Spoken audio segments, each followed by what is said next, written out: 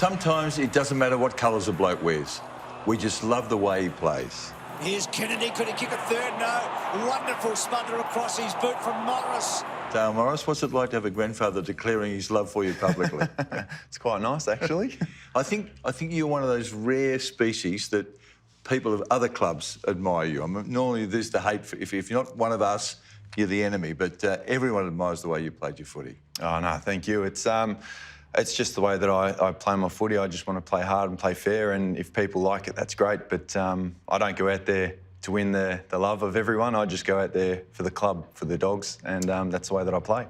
Now, I can't help but notice that cast it's a bit obvious. On your left leg. I know you've had your share of injuries, but I thought you'd retired. Yeah, I thought these days were over. I thought the injuries were done, but not to be. Apparently, it's dangerous being a dad. It is. I can vouch for that. Yeah. So, no, I thought I'd do the right thing and take the kids to the park and give my wife a bit of rest at home. And I was there playing tiggy, kicking the footy with the kids, and decided to go down a slide. And then jumped off the slide at the end and landed pretty awkwardly on the operated knee and tweaked the PCL. Ended up doing a grade 2 PCL. Wow. At the park. But, you know, it could have been worse. It could have been the ACL. How'd you feel going home? Your wife's seen you go through so many injuries over the years, and you come home from the park and you said, "Hi, Dale, look what I've done." Well, I was at the park when it happened, and I was on the ground testing for an ACL. So all these kids are running around me, and I'm there doing the ACL test and trying to figure out what happened. And I knew it wasn't right. If the ACL felt okay, and I went home with the kids and said to the wife, "I think I've hurt my PCL." She goes, No, you couldn't have. And then went into the club the next day, and turns out grade 2 PCL. And I came home in the brace. She just rolled her eyes. She's used to it, I think. Geez, you've had some injuries. Yep. And you're not, look, you're a hard player and a great one-on-one player, but you've had, like, knees, the broken back, the pec, the head injuries. I mean, have you just been unlucky, or is it the way you play? A bit of both, I think. I didn't mess around with the injuries. I didn't worry about soft tissue stuff. When I hit, I broke things. And unlucky in a lot of them are just unlucky. If your time's up, your time's up. But you can't do anything about it. If it's going to happen, there's nothing you can do to stop it from happening. The most famous, I think, of your injuries, and there's been lots, was going into the 2016 final series with what loosely termed was a broken back. Yep. What was the injury? It happened in the last round of the season when we played Freo over there, and I just copped a bump, a knock to the back, and it felt like a corky in my back. And the pain just got worse and worse and worse, and then we flew home and I couldn't move. And it turns out that the transverse process, so the wings on your spine, I'd fractured 2 of those, and that was the injury. You know, and when you hear you've got a fractured back, a lot of things go through your head. Yeah. You know, and mainly it was, can I pick my kids up? Can I be a dad? Am I going to be okay? Is this going to be long-term, short-term? What's going on? And then you think footy we've got the final series coming up. Am I going to be okay to play that? Is everything going to be okay? Is this going to hang around forever? You played on Buddy in the grand final that year. One of the most famous moments, iconic moment from that event was your tackle on Buddy, full stretch. Did things like that hurt your back? I know they're reflex actions for you, but was there any pain associated with activities like that? Well, coming into the final series, there was obviously the broken back, and we had some effective pain management for the games. And the first final against West Coast over there, we had to fly back to West Coast, and that was probably the worst one because I was sitting in a plane, getting over there, and the back just stirred up. Economy or business? No, it was good. I got to go fly the front of the plane, which was nice. Yeah. Just so I could stretch out and not aggravate the back too much. Went up early with a group of guys and played that game, and it was quite sore, but it was an amazing game. You know, the belief in that group at that time from that game just grew. We looked at each other going, wow. You know, to go over there and to beat West Coast on their home deck in a final was an amazing experience. Having been smashed by Freo the previous week. Exactly, exactly. And that bye came at a really good time for us, for me in particular, and a group of other guys, because we had a lot of injuries at the time. So the bye came and we were able to rest and reload and get ready for that game. So that was the first final. The second final against Hawthorn, my back stirred up. I was driving in to the MCG over the steering wheel because I couldn't bend my back. Really? It flared up and I couldn't move. Coming to the game. Coming to the game. Yeah, I didn't yeah. think I was actually going to play. So I came in and saw the physios came in very early because I was terrified I wasn't going to be able to play. But came in, we got some physio, mobilised the back, and I was able to run out the game and play the game. And another great win by the guys. You know, the momentum was building and we could feel it. And then the next week, we come up against the GWS over there. That was an incredible game. For our supporters to get over there and outnumber the GWS supporters at their home ground was just insane. The roar of the crowd when we came out and the boos when they came out at their home deck was something else. Yeah. And the back felt really good in that game. And then before the game, I thought I'd done my Achilles. I got a handball from Matthew Boyd in the warm-up and I landed funny and felt my Achilles it felt like it went. I couldn't put any weight through it. And so I'm full panic stations and out come the physios and the docs and we put all these heel raisers in my boot and pain relief. And the back was fine, but my Achilles was killing me. But we had emergency guys on standby and was able to play the game out. The grand final, there were key moments from everyone in the team. You look at Shane Biggs' work to keep that ball in the half. Ruffy's clutch mark in the middle of the ground, and I had my opportunity when Buddy was getting the ball. And I remember it like it was yesterday. I remember coming into the game and talking to the other backs that when the ball was over Buddy's head, he tended to double grab. So you're always in the contest if he was going to double grab and you could maybe get the ball away. So the ball came out. I thought I was in a good position on him. Then the Sydney player cut back inside and I was in a bad position and he was leading up and the ball was going over his head. So I knew I had an opportunity if he was going to double grab it. So I was close enough and he went for the double grab and I was able to swat the ball away. And Buddy being Buddy, he's still very active and wants the ball in his hands and off he goes and I had to stay to try and help the contest and I thought I'd stuffed up. I thought I'd let Buddy out of the contest and he was going to run through the middle and send the ball inside 50. So that ball went out to Buddy and I just remember thinking, I have to get him. I have to tackle. And luckily for me, I was able to wrap the arms around and bring him down. And luckily, Tom Boyd got the ball because I was pretty tired at that point. I hadn't been on the bench and I remember Boydie picking the ball up in the square and just launching that footy towards goal. Yeah. And the way the ball was curving into the goal, it's like someone was pulling that ball into the goal square. And I had the best seats in the house. I was sitting on the ground watching this footy come in and then it bounced. And I thought it bounced straight up, but it bounced through and the noise of the crowd was just incredible. We've talked about Buddy and we know how explosive he is off the mark. What about probably the best runner of all the guys that you played on regularly, Nick Riewoldt? He could hold a really good pace for a long time. Yep. He was good off the mark, but I felt like I had him covered there. But for him to run up the ground, and back then when I was playing on him, it was one-on-one. So it was you beat him, you beat him. It goes a long way from the team winning. If he beats you, chances are they're going to win. So it was huge responsibility. But he would go for huge long runs from the forward line to the back line to help them back again. Oh, so it's 80-metre sprints. Yep. And I was going as hard as I could to keep up with him, and it felt like he was just gliding across the ground. They were incredible games, and that's why he's the hardest opponent that I've ever played on. Including Buddy, Including Buddy. Yeah. Buddy's super talented, really hard to play on. Kicked 5 on me and a half in a final. So very, very hard to play on. But I'd say that Nick would be the hardest because of how hard he worked, and then also they would kick him the ball. He would put himself in great spots, but they'd always look for him. So you know you're always in the play. And he would always be leading up at the ball. That was his one, would lead up at the ball, lead up at the ball. So you had to be on your toes. You couldn't fall asleep, but he would work that hard that you just wanted rest. So fact or fiction? You were playing on Nick and he's running like he does all the time. And you are doing what you do often, is hanging onto your shorts and taking in the big breaths. What did he say to you then? I remember that game. I couldn't tell you which game it was, but I remember just working so hard to keep up with him and it was the last quarter. He'd just done another massive run to help his defenders out, got involved, and he stopped, and he was actually sick. He was working himself that hard that he was making himself sick. So he vomited? Yep. Yeah. Yep. And I'm there. All I'm thinking is, this is great, I'll get a rest.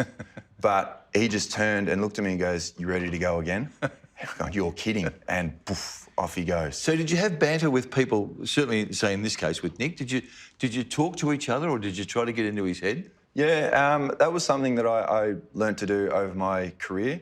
And I'd study my opponents. I'd look at things that worked for them and things that maybe when they didn't play well, why they didn't play well, so things that didn't work for them. And there were players, certain players, that you would talk to and maybe have a bit of banter with to try and get them off their game. One that sticks out would be Brendan Favola. Yeah. Super talented player. But I noticed when he was slightly off his game that he was really talking either to the umpires or to his opponent. So I knew that if I talked to him, that I might be able to get him off his game by maybe 1-2%. So I'd go out there and I'd talk about the crowd, the weather, the umpires, going, geez, you were stiff there, they should have kicked it to you. He goes, oh, tell me about it. So I tried to get his mind off the game a bit. And there were other players that I could see that they wanted to engage with their backmen, maybe to settle them down to keep them comfortable. So I would just not say anything and not say a word to them to make them worry about why I'm not talking to them. So there was a bit of psychology in it all. And I tried both with Rewalt. I tried not talking to him, I tried talking to him, but nothing worked. What about Stevie J? He enjoys that stuff, doesn't he? He does, and it's hard not to get engaged with him. And he'd be the hardest medium-sized player that I've played on. Coming up against opponents, again, you do your research and you see which leg they kick on. And so you can force them to one side of the ground that doesn't favour their leg. With Stevie, he was great on both sides. He was quick, he was smart, in a good team. He was very, very hard to play on. And he was very good with the banter too. What about the range of opponents you've had? From the top down, Buddy is 199 centimetres. Yep. And down through Nick Rewalt and Stevie J and Eddie Betts. Yep. And bang out Robert Harvey. I mean, you've covered them all, haven't you? There's not one type of player that you weren't capable of playing on. No, I really like that fact that I was able to play on the talls and the really good talls of the game and also the really good smalls of the game. And that just spoke to my versatility. I had leg speed, so I could keep up with the quick guys. And I was a competitor, so I was able to fight against the taller guys. I developed some skills over the years on how to use your body and stop them from jumping at the ball and to get those spoils in. Did you cheat? Did you hang on? I think we all cheat sometimes and see what we can get away with. Cheating or bending the rules, it depends which way you look at it. But sometimes you've just got to find a way. And if you can get away with something, then you've got to do it. Tell me about Robert Harvey. Probably, I'm guessing, would cover 16 to 18 Ks in a game. Yep. Did you have GPSs when you were playing on him? I did the day that I was asked to tag him. And I thought that I'd go okay against him, but he still got his, high 20s, high 30 possessions and just ran fast and hard. It's the most I've ever covered in a game, and I think it was about 17 Ks in a game, and I was cooked. Yeah, I bet you were. You know what, all these things, playing on these big name players, playing in a flag, being as good as you were, why were you 22 before you finally got a chance at the Bulldogs? Development. Maybe I was a late developer. Were you? Well, if you had have asked me when I was 18, I thought I was ready. Yeah. But I believe that everything happens for a reason. I never made the call to Cannons. I tried out both years. The first year they said my skills weren't good enough, so I'd go away and work on that. The next year they said, you're not quick enough. So that really hurt, but it made me want it even more. So I went back and played for Doodle Stars in the Essendon District Footy League, and luckily for me at that time, we had a full forward that came in, and Simon Minton-Connell, and I was an underage playing seniors at full back. So I got to do a lot of work with him on body positioning, how to defend. It's the first time I've ever defended. And he had connections with the Bulldogs. He played at the Bulldogs, yeah. Yep. And so after, as an underage in the seniors, he said, I've got some connections at the Dogs. Are you interested in going and trying out for the rookie spot? And I was like, of course, I'll come down. And back then it was a one-day tryout. You go there, you train against other guys, and if they like you, then they'll pick you up. So I went there and I trained, but no one knew who I was. The Dogs were like, who's this kid? So I came out and they said, we like what we see, but are you interested in going to play for our affiliate team in Werribee? I was like, oh, 100% I will. So I went out to Werribee and spent 4 years out playing at Werribee. 4 years. 4 years, and started in the development league and worked my way through to the seniors. At the end of every season, I'd go and try out for the rookie spot again at the Dogs. And on the final attempt, I was lucky enough to get that spot. Did you ever despair? Did you ever say, I want it and I want it badly, but it's just not going to happen? It got to a point after the fourth time that I was trying out, I was like, geez, is it ever going to happen? You know, should I be looking at getting more hours? I was working at Claudio's IGA in West Meadows. Yeah. Should I get more hours there? I was studying uni. Where were the uni? That was a Bandura? Yeah, RMIT Bandura. You covered some miles. Yeah, covered some Ks. So I was looking at what's next. But I still believe that I could make it. I believe that if I was given the opportunity, that yes, I can make it. And that opportunity came. And I think it came at that time for a reason. And the 4 years at Werribee were done. I was able to play against AFL-listed players for 4 years. I was able to hone my craft as a defender for 4 years before making it to the AFL. So that time was a great time for me to develop as a player, which held me in good stead. Once I made it to the AFL, once I was in, I was able to stay in. Yeah. Geez, your injuries are, I was going to say impressive. That's not the right word, but they're graphic, aren't they? There's a lot. Tell me about the injury that you're expecting your second child. Yep. What injury? Was that the broken leg? Yeah, that was the broken leg, Yeah. 2011. Yeah. Against Essendon. You know, as you do, you go into a contest and you get hit and you land, and there's a lot of pain in the lower leg, and you look and one leg's pointing up, the other leg's lying on the ground. So it was a compound... It didn't break the skin. Didn't break so the skin. It was a clean break. So, yeah, it was quite painful, as you can imagine. Yeah, I bet it was. But I didn't know what was going on. That game, and after that, when I went down and that pain, it's a bit of a blur because it was excruciating. But because it was a clean break... So to explain, the clean break means that it broke from front to back. Yeah, it was a clean break through the tib fib. Yeah. Two of them, both of them. Both bones. Yeah. Both bones. Clean break. So there was no fragments in there. So it was, I guess you could say, the best result out of it all. So you have the green stick to... Green stick, I had a couple of them. Yeah. Yep. Yeah, they took the edge off, but they raced me straight to the hospital, and in was Zimmer and Youngie and Jakey. And because it was a clean break, they were able to reset the leg and put in a plaster cast. No operation. So they were able to grab my leg, twist it, put it back in place. Jeez. That's literal, right? Took your leg, tried to stretch it as far as... and turned it. Under X-ray, yep, to get it back in place. And then took a couple of goes, got it in place, and then wrapped it in plaster and said, let it heal. Let it heal. Wow. And what was the impact at home? Significant. That was the hardest part of the injury.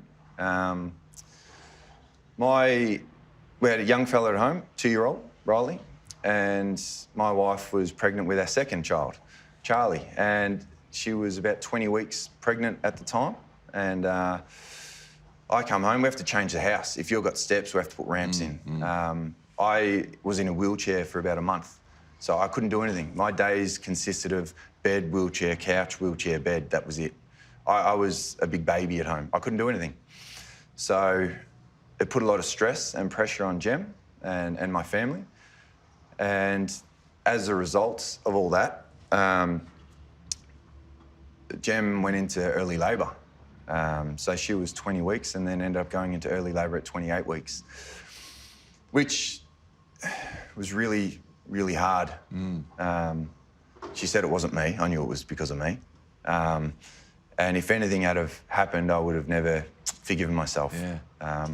Although you are hardly negligent. I mean, you've just had your leg broken in a game. It wasn't by choice, No. but it's one of those things. I would never have forgiven myself if I'd have caused any harm to anyone else.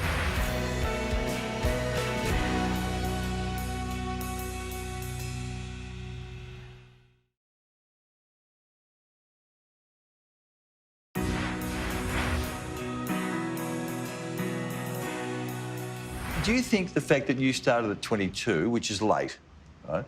Do you think that helped you play longer? Yeah. Yep. Because you're probably physically equipped when you get there. I was ready, Yeah. but I hadn't had the bash and crash of playing AFL for 4 years before that. So I reckon that helped at the back end of my career, yeah, and got to play till I was 36, which I'm pretty proud about. Yeah. Now, here we are at the scene of your greatest triumph. The memory's as vivid, you know, I mean, it's coming up 4 years since it happened. Yep. But that day, I think you shocked the football world.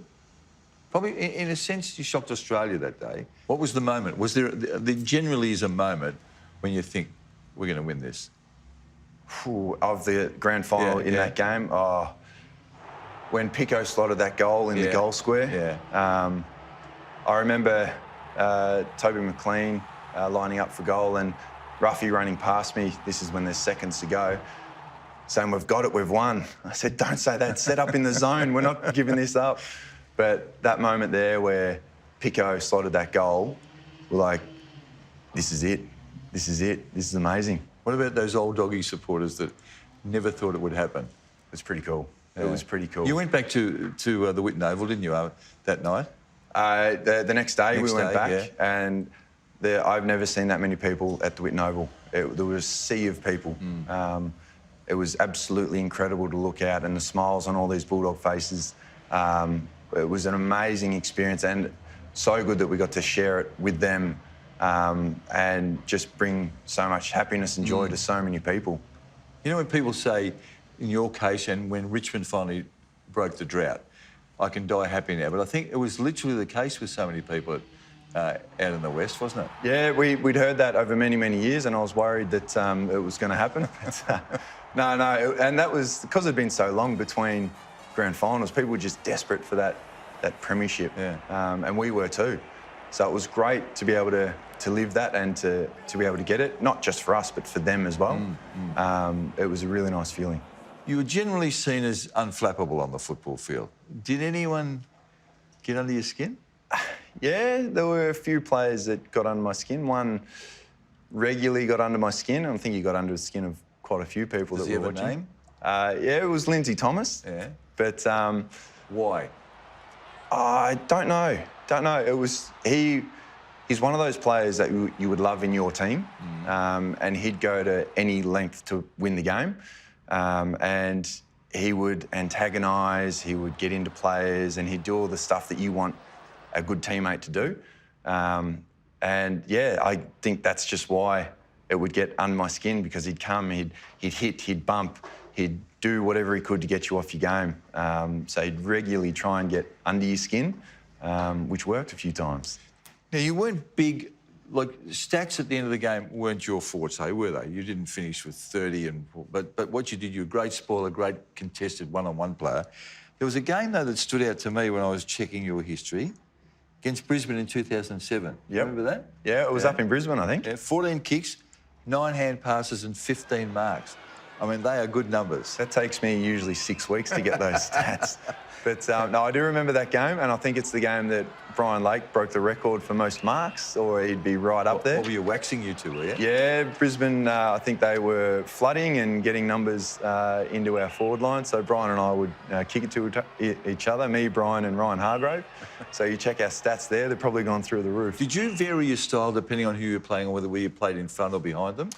Yeah, one game in particular was against Rewalt in the prelim final 09. And coming into that game, I sat down with Rocket and Peter Dean. I'm pretty sure he was backline coach at the time, and we had to devise a plan to beat Rewalt. We looked at a lot of footage, and they said, why don't we stand in front of him? Because Rewalt, the majority of Rewalt's ball was on the lead. So we're there going, I want you to just stand in front of him and then make him lead through you, because when their midfields look up and see you standing where he's meant to be, they might get confused, not know what to do, and then hopefully we can get a tackle there, but it's going to change the style and the way that they play. And so coming into that game, we came in with that plan. And I was a back shoulder defender, liked to get touch and feel. So this was very foreign for me, but I did it. And the first half of the game, it worked. And it was amazing. Riewoldt didn't really have an impact on the game. I was able to cut off a lot of his marks, get a bit of the ball myself because of the positioning that we had. But credit to Riewoldt and the Saints, they addressed this at half-time and they started kicking longer. They started kicking over my head.